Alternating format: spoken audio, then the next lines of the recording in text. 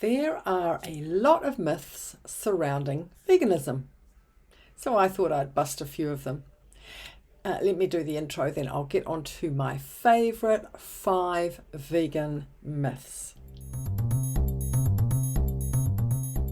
Hi, it's Fee here, the Healthy Vegan author and creator of Gold Card Vegan Resource website. Now, I'm sure you will come across people trying to tell you what you, as a vegan, should be eating or doing literally to stay alive. So I'm going to go through my top 5 myths, which these are ones that I'm sure you will come across. And hopefully they will help you to answer the doubters and the naysayers and the cranks who can't get out of their own way.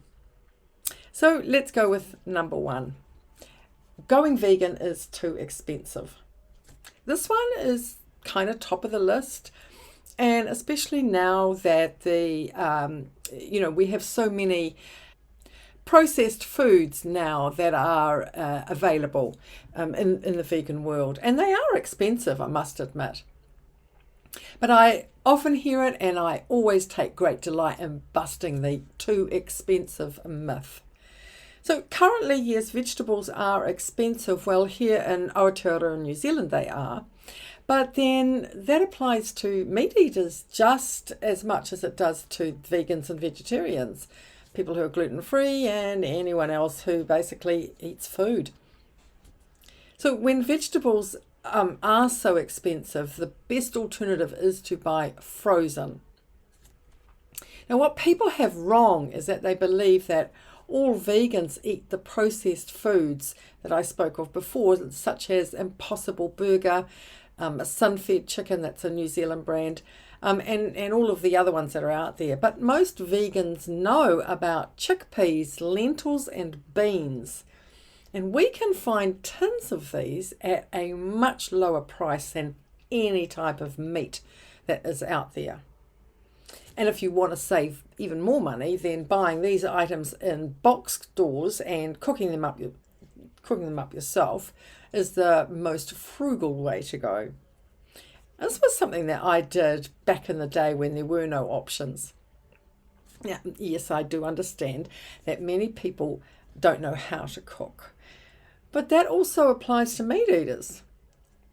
But those who do know their way around a kitchen, even just basic knowledge, will do perfectly well cooking vegan with the help of the internet. It's not rocket science. So, myth number 1, too expensive. Vegan myth busted. Number 2, vegans need supplements. This is another common myth.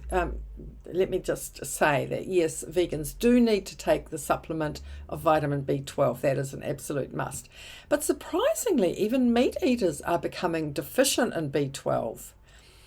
We have fumigated our soil with so many chemicals, the bacteria that the animals eat are few and far between. And so farmers are now giving the animals supplements. In fact, about, I think, 90% of the B12 supplements produced are fed to livestock. Go figure. One fact that is also misunderstood is that although the bacteria is found in the soil, it originally comes from, wait for it, animal feces. Some fascinating studies have been done around this, and here is an excellent article which I will leave a link in the comments below, or in the description below. So if you want to learn more, it's called Intestinal Bacteria as Vitamin B12 Source. It's a corker. But getting back to the supplements, as I said, vegans do need to have B12. But this is really the only one you need. Vegans don't need calcium, iron, protein, or any of the other supplement types if one is having the right food and the intake of food each day. Now, this does not mean there won't be examples of deficiencies. Gosh, I can't even say the word. Just as there are in meat-eating population. So, needing supplements, vegan myth busted. Number 3. Vegans have to combine foods to get complete protein. This is one prevalent even among vegans. A lot of vegans think this as well. But back in 1954, a well-regarded nutritionalist, Adele Davies, published a book, Let's Eat Right and to Keep Fit, which described the importance of combining incomplete proteins to make a complete proteins. She also said that these combinations must be done within an hour. Okay. Then in 1971, Frances Moore Lappe, an American researcher and author in the area of food, published Diet for a Small Planet, which pretty much said the same thing. Now, this is at this point, the American Journal of Nursing, the American National Research Council, and the American Dietetic Association picked up all of this. Now, in 1981, Frances changed her stance on combining foods, and in 1988, so did the ADA, saying there was no basis for protein combining. But, sadly, the myth stuck, and science just couldn't shake it. I know that combining foods is still taught even in our nutrition schools, and mainstream dietitians still hold it as gospel. So here's my extremely simplified version of what happens.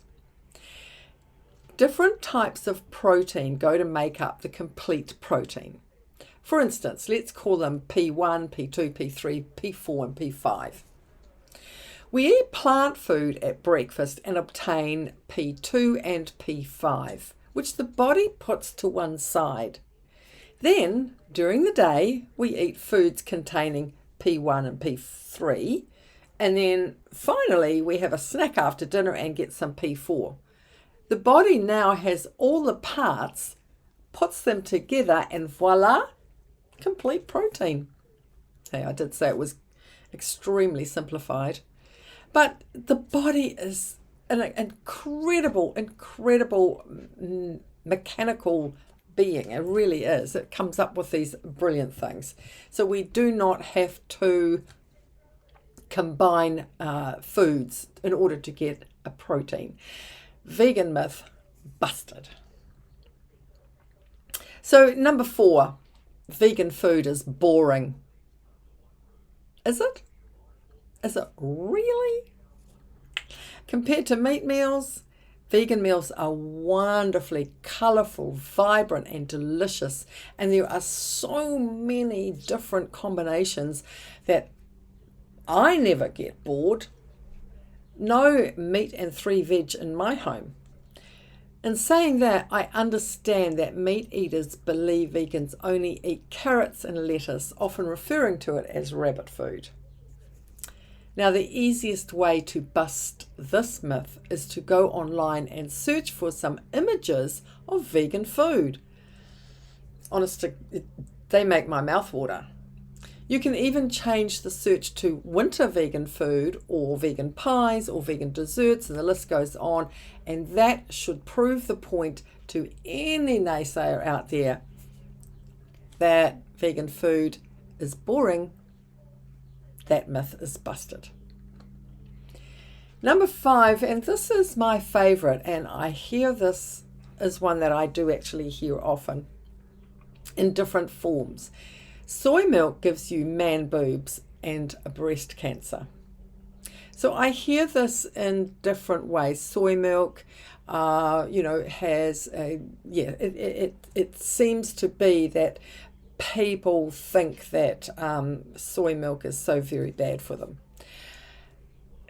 It's one I love because it is so far from the truth, and I do enjoy politely telling dairy drinkers that their milk is far worse to humans than my milk is. So they believe that soy contains estrogen, the same as the female hormone. Well, it does contain a type of estrogen, but it is called phytoestrogen, which behaves very differently. On the other hand, animal milk contains mammal estrogen, and there has been concern that consuming milk could affect blood levels of the hormone in humans, leading to an increased risk of some cancers. But let's get back to the soy milk. There has been nil, nada, nothing. No results in any study done that shows any link between soy milk and cancer. In fact, quite the opposite. Studies have shown higher consumption of soy milk is linked with 30% reduction in breast cancer rate. As for the man boobs, there's absolutely no scientific evidence. In the Asian countries where there is high soy consumption in various forms and has been for centuries, there's no man breast epidemic to be seen. So soy milk gives you man boobs, vegan myth busted. Well, there you have it. My 5 vegan myths busted. At least I trust I've busted them and given you some ammunition to bust the vegan myths that call at your door. Hey, that's it for today. Thank you so much for watching. And if you got something from this, please give it a share, give it a thumbs up, maybe even give me a comment of some other myths that you've come across. And subscribe, clicking the notification bell so you don't miss the next one. Remember to have great food, make it whole plant-based, and be compassionate to all animals, including humans. Bye for now.